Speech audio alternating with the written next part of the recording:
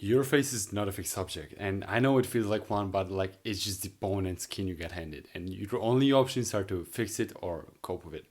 But what's not what your face is a screen, and right now it's displaying a live readout of everything happening inside your body. The puffiness, the dull skin, the dark circles, the tired look that makes you seem older than you are actually. Most of that isn't your genetics. It is status light. It's blinking, it's trying to tell you something that is off inside. And here's the part that changes everything. Once you learn to read the screen, you stop attacking your face and you start fixing what your face is actually reporting straight to you. Think about a car dashboard. The check engine light comes on. What's the dumb move? Putting a piece of tape over the light so you can't see it anymore. That is looksmaxing a little bit. Like 90% of it. Guys taping over warning lights. The face looks tired, so they buy an eye cream. The skin looks bad, so they layer 12 products. They're managing the screen and ignoring the actual engine. And the reason this even works as a concept, the reason your face is a health readout in the first place, is that it evolved to be one. We read health in each other's faces instantly without thinking. When you look at someone and your gut says something's off about them, you're not being shallow, but you are reading their dashboard. You are picking up on inflammation, bad sleep, stress, poor circulation, and health stuff, just rendered on a face. Which means an attractive face is mostly just a healthy face. Attractiveness is a health signal to everyone looking at you and to you in the mirror. So let's actually read the panel. I'm gonna go light by light and I want you to check your own face against each one. So to start off, we have puffiness, the soft, slightly swollen look, especially in the morning where your features look blurry instead of sharp. Everyone in this space tells you puffiness is a water and sodium thing.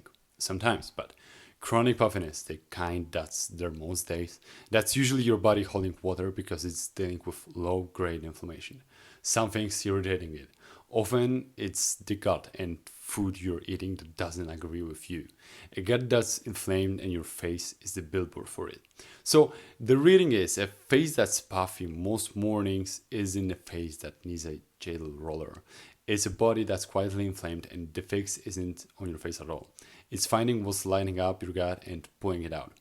When the inflammation drops, the water drains and the face you actually have shows up. Same as taking the tape of the light and fixing the engine actually instead. And next we get the skin tone. Not breakouts, the actual color and quality. That dull, slightly gray, flat, lifeless look versus that lift from within look people call a glow. A glow is not a product. You cannot buy it in a bottle, and the fact that you keep selling it to you should tell you something. Glow is circulation and recovery.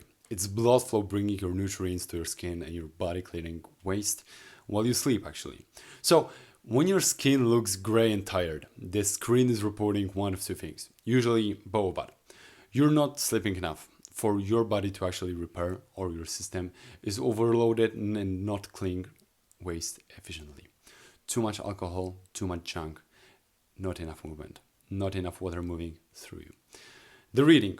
Gray skin is a recovery problem, not a skincare problem. Nobody glows on 4 hours of sleep and a bottle of wine. There's no possibility. No matter what serum they own. And the second you fix the sleep and ease the load, the color becomes back on its own. Because your skin was always capable of it. It just wasn't getting what it actually needed. Third one are the eyes, specifically dark circles and that hollow sunken look underneath. Now, some of this genuinely is structural. Some guys have deep set eyes and thin skin, that's real, but a lot of guys are convinced their dark circles are permanent genetics when they're actually a readout. The skin under your eyes is the thinnest skin on your whole actual body, which means it shows what's underneath first. Blood, pulling, fatigue, dehydration, sometimes allergies flooding your system with histamine. So the eyes are basically your early warning light. They show fatigue before the rest of your face actually does. A guy who's chronically underslept and stressed will see it under his eyes months before he notices it anywhere else. The reading. If your under eyes got worse over the last year, that's not your bones changing. Bones don't change in a year. That's your sleep and your stress changing. and your eyes reporting it first. Fourth light, and this is the one almost nobody talks about, the stressed face. You know the look, flat, a little sunken, tensed around the eyes and jaw, somehow older than the actual age. Guys think you just have a tired face. It's not a tired face, it's a cortisol readout. When you're under chronic stress, your body runs high cortisol, basically all the time. And cortisol does real, physical things to your face. It breaks down collagen, so your skin loses that firm, full look. It messes with where your body stores fat and water. Over time, it literally restructures how your face sits. This is why two guys the same age can look 10 years apart. One of them is calm and recovers, and the other one has been running on stress and bad sleep for example, 5 years. And his face is showing the actual bill. The reading, a chronically stressed, aged-looking face is not a skincare situation. It's a nervous system situation. And the looksmax there is honestly the least sexy advice in the world. Calm your system down. Sleep, sunlight in the morning, walk, get the cortisol or the gas pedal a little bit. Your face unclenches. There's no cream that does this. There is no version of this you can actually buy. And the last one, which is the lower face. A slight slack, open mouth, soft, narrow look. The thing your whole niche tries to fix with tongue posture. Here's the reframe.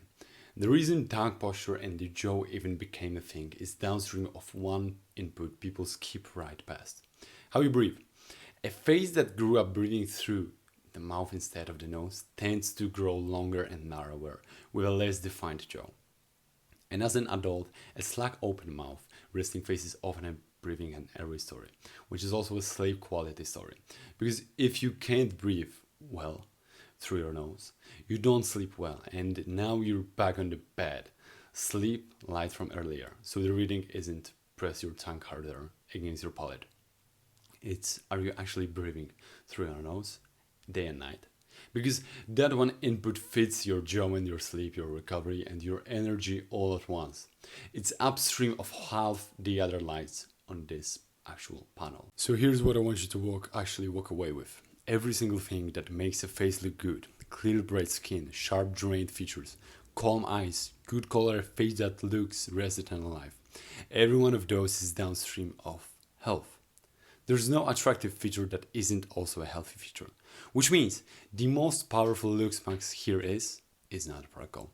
It's getting genuinely healthy. Fixing the inputs, sleep, the gut, stress, breathing, movement, and your face changes because it has no choice. It's a screen, it just displays whatever's running underneath. You don't have to chase the features. They show up as a side effect of a body that is actually working. And one honest note, if a light on your face changes suddenly or dramatically, that is not a looksmaxing conversation. That's a go talk to a doctor conversation. Your face reporting a problem is the whole point of this video. Listen to it. So tomorrow morning, go look in the mirror. But change the question. Don't ask what's ugly about me. Ask what is this telling me. Read your own dashboard. The puffiness, the color, the eyes, the tension, and what's blinking and what's it pointing at inside. Because the guys who ascend aren't the ones grinding the hardest protocols. They are the ones who figured out that the face is just an output and went and fixed the actual cause. If you want the actual system for fixing those inputs in order, that's what body activation is. Links in the description, but even if you've never touched it, just start reading your own face instead of fighting it. That shift alone changes everything. Stop editing the screen and fix the engine.